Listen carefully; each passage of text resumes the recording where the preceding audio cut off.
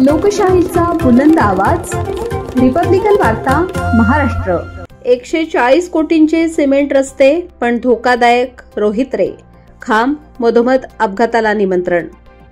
Selfie with रोहित्र #Ajitdada लक्षवेधी आंदोलन।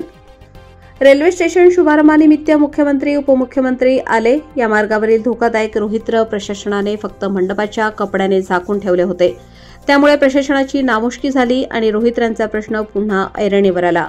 या पार्श्वभूमीवर पालकमंत्री अजित पवार यांचे लक्ष वेधण्यासाठी सामाजिक कार्यकर्ते डॉक्टर गणेश ढवळे यांच्या नेतृत्वाखाली सेल्फी विथ रोहित्र #अजितदादा हे लक्षवेधी आंदोलन करण्यात आले। यावेळी जिल्हाधिकाऱ्यांमार्फत मुख्यमंत्री व उपमुख्यमंत्री यांना निवेदन देण्यात आले। यावेळी मोठ्या संख्येने नागरिक, युवक यामध्ये सहभागी झाले। 140 कोटींचे रस्ते पण रोहित रे जागेवरच। नगरोत्थान सुवर्ण जयंती योजनेतून टप्पा क्रमांक 1 मध्ये 70 कोटी आणि टप्पा क्रमांक 2 मध्ये 69 कोटी असे एकूण 140 कोटी रुपयांचे 60 फूट रुंदीचे सिमेंट रस्ते व नाल्यांची कामे करण्यात आली। मात्र या कामांदरम्यान महावितरणचे विजेचे खांब व रोहित्र स्थलांतरित करण्यासाठी निधीची तरतूद न झाल्याने ते रस्त्यांच्या मध्यभागीच राहिले। परिणामी वाहतुकीस अडथळा निर्माण होऊन अपघाताचा धोका वाढत आहे। नगरपालिका व महावितरण एकमेकांवर जबाबदारी ढकलत असताना नागरिक मात्र जीव मुठीत घेऊन प्रवास करत आहेत। विशेषतः नगर नाका ते कृषी कॉलनी मार्गावर तुळजाई चौक व SBI बँकेजवळील रोहित्र गंभीर धोक्याचे कारण बनले आहेत। उघडी उपकरणे, अपघातास आमंत्रण।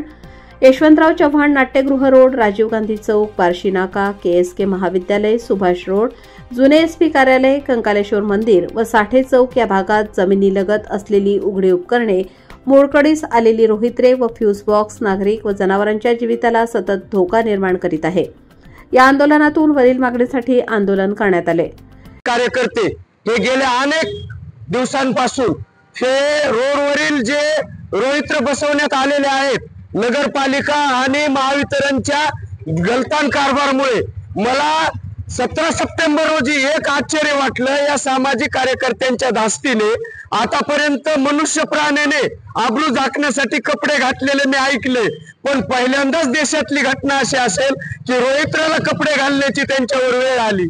ही DP आहे, ही DP कुठल्या गावखेड्यातली वाडी वस्तीवरची नसून बीड शहरातील नाट्यगृहाच्या बाजूला वर्दळीवरच्या रस्त्याची आहे। याची नगरपालिका प्रशासन आणि महावितरणने लाज बाळगून ही लवकरात लवकर काढून अपघात टाळून विद्यार्थी, सर्वसामान्य नागरिक, व्यापारी यांना या अडचणीपासून मुक्त करावं एवढी या माध्यमातून विनंती करतो। धन्यवाद। सुवर्ण जयंती नगरोत्तर अंतर्गत 150 कोटी रुपयांचे सिमेंट रस्ते बांधण्यात आले। मात्र या रस्त्याच्या मधोमध असणारे रोहित्र आणि विजेचे खांब हे हलवण्यात आलेले नाहीत। नगर परिषद आणि महावितरणच्या ढिसाळ कारभारामुळे या ठिकाणी वर्दळीच्या ठिकाणी वारंवार जर पाहिलं आपण तर अपघात घडून येत आहेत आणि हे मध्यभागी जे आहेत रोहित्र ते अपघाताला निमंत्रण ठरत आहेत। नागरिकांनी वारंवार प्रशासनाला तक्रारी केल्या, सामाजिक कार्यकर्त्यांनी वारंवार आंदोलन केले, तरी सुद्धा प्रशासनाने दखल घेतली नाही। मात्र मराठवाडा मुक्ती संग्राम दिनी जेव्हा मुख्यमंत्री आणि उपमुख्यमंत्री या ठिकाणी रेल्वेच्या कार्यक्रमात आले होते, तेव्हा या मार्गावरील रोहित्र हे पालकमंत्री यांना दिसू नये म्हणून जिल्हा प्रशासनावर हे रोहित्र कपड्याने झाकण्याची नामुष्की आली होती।